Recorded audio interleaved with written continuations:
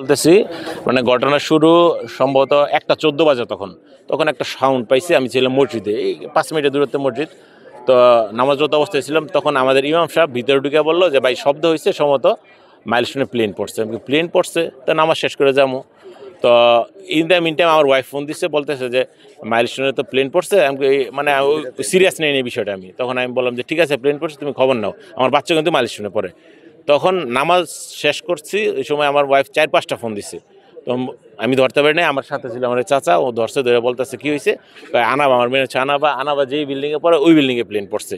তখন কি অবস্থা বুঝতে পারছেন আমার। তখন আমি যত দ্রুত সম্ভব দৌড়ে আসছি, আইসেই আমি সর্বপ্রথম যেটা দেখছি, এখানে আপনার বার্ন করতেছে প্রায় 30-40 ফুট হাইট আগুন।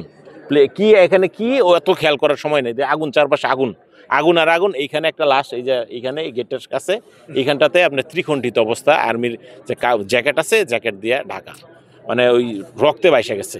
তখন আগুন, মানে কোনো উদ্ধার কার্যক্রম নাই, শুধু পানি মারতেছে, দেখছি পানি মারতেছে, আর ওই চিল্লাপাল্লা হইচই শোনা যেতেছে ভিতর থেকে, ক্রাইং।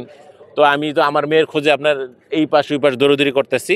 আর বিভিন্ন জন, অনেক লোকজন আছে আপনার যারা ভিডিও করতেছে, আর আর্মির লোকজন, কিছু স্বেচ্ছাসেবী আমার এলাকারই, আমার পাশের বাড়ির ভাই বোনেরা, ওরা বালু টালি আবিজাবি নিয়ে আপনার নিক্ষেপ করতেছে। কিন্তু তেলের আগুন কি বালিতে নিববে? তারপরে আসছে ফায়ার সার্ভিস, আমি এসে ফায়ার সার্ভিস পাইনি। ফায়ার সার্ভিস কিছুক্ষণ পরে আসছে। তারপরে আমি ওই দিক দিয়ে গেলাম, আমার ওয়াইফরা ফোন দিলাম যে কী অবস্থা, আমার বাচ্চা কই, তো খুঁজে পাইতেছে না। তারও 15-20 মিনিট পরে এদিকে কিন্তু এই অবস্থা চলতেছে, আপনার আগুন জ্বলতেছে। এদিকে একটা স্টুডেন্ট এদিক দিয়ে বের হইতে পারে নাই, মানে যারা ছিল ভিতরে অবরুদ্ধ ছিল, আর ক্লাসে যারা ছিল তারা তো বারান্দায় হয়ে মারাই গেছে। তারপরে ওই যে খবর নিলাম আমার মেয়েদেরকে নাকি আর্মিরে গ্রিল, এই বারান্দায় এই গ্রিলগুলো কেটে, আপনি এত বড় একটা বিল্ডিং দেখেন, একটা শুধু এক্সিট, একটা গেট, কত বড় বিল্ডিং, 100 ফিটের বড় হবে না বিল্ডিংটা, একটা শুধু গেট। তো এই গেট গ্রিল কেটে ওই দিক দিয়ে বাচ্চাদের নামাইছে, 40-50 জন বাচ্চা।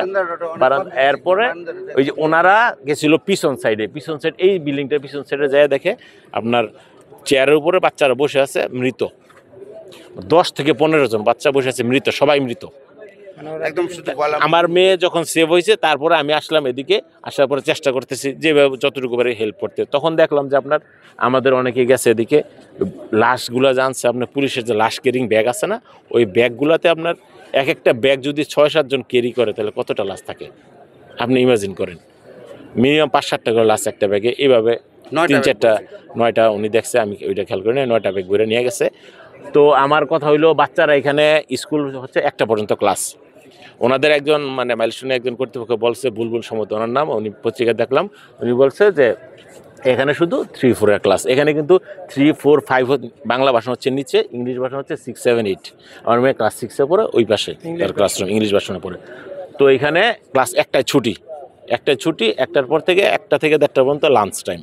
তো আমার বাচ্চাও লাঞ্চ করতেছিল সম্ভবত, তখন আমার বাচ্চার বান্ধবীর মা তাকে লাঞ্চ করাইতে আসছিল, উনি থাকাতেই আর্মিরা একটু স্ট্রংলি হেল্প করছে আর কি।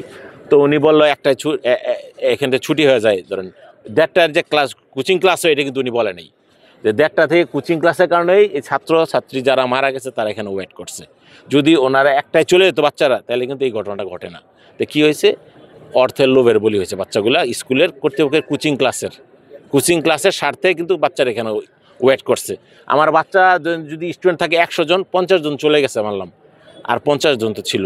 আমি কিন্তু একটা মানে উদাহরণ দেওয়ার জন্য বলছি 50 জন। এখানে 3-4-5-6-7-8 5টা শ্রেণীর কক্ষের ক্লাস, আর এই 6টা 12, নিচে 6টা, উপরে 6, মানে 24টা শ্রেণীকক্ষ এখানে। তাহলে আপনি ধরেন অর্ধেক বাচ্চা চলে গেছে, একটা শ্রেণীকক্ষে 30 থেকে 35 জন বাচ্চা, আপনি হিসাব করেন কতগুলো বাচ্চা ছিল।